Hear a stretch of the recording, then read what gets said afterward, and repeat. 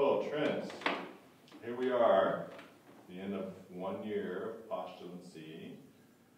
I think that might be a good place to start. Maybe if you could just reflect on your year of experience, particularly in relationship to what you learned before you came and how all that was thrown out of the window when you got there. I mean, I have to say that I really enjoyed this year.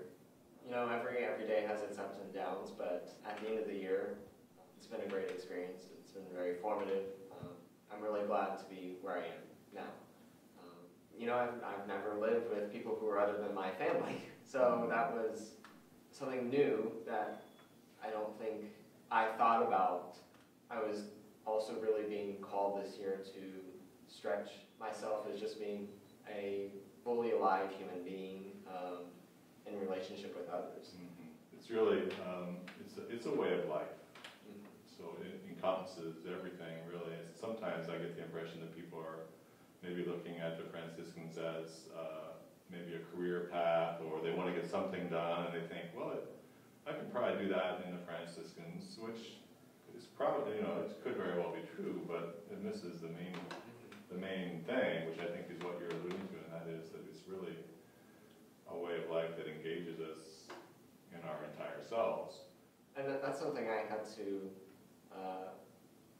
reflect on a lot this year too, and to remind myself that it is a way of life, that this wasn't a career choice, that's not why I got into this, that it was a calling I was hearing for my life, not just for my job. Right. And you know, even more so, I became in tune with it just as being someone who is a brotherhood candidate and not seeking ordination, not feeling called to that.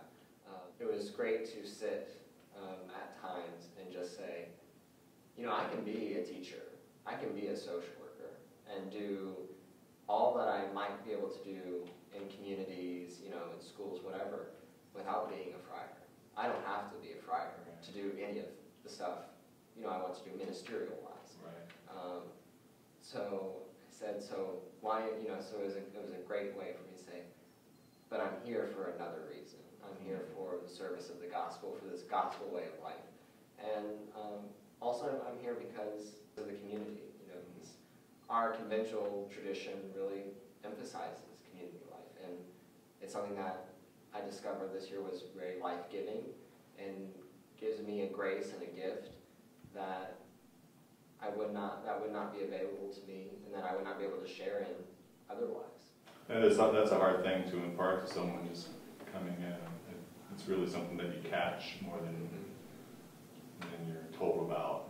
In a lot of ways, it's not even verbalized, I guess you can say. The experience comes from once it's a deeper awareness or a more encompassing awareness, because it can engage us in any number of different ways.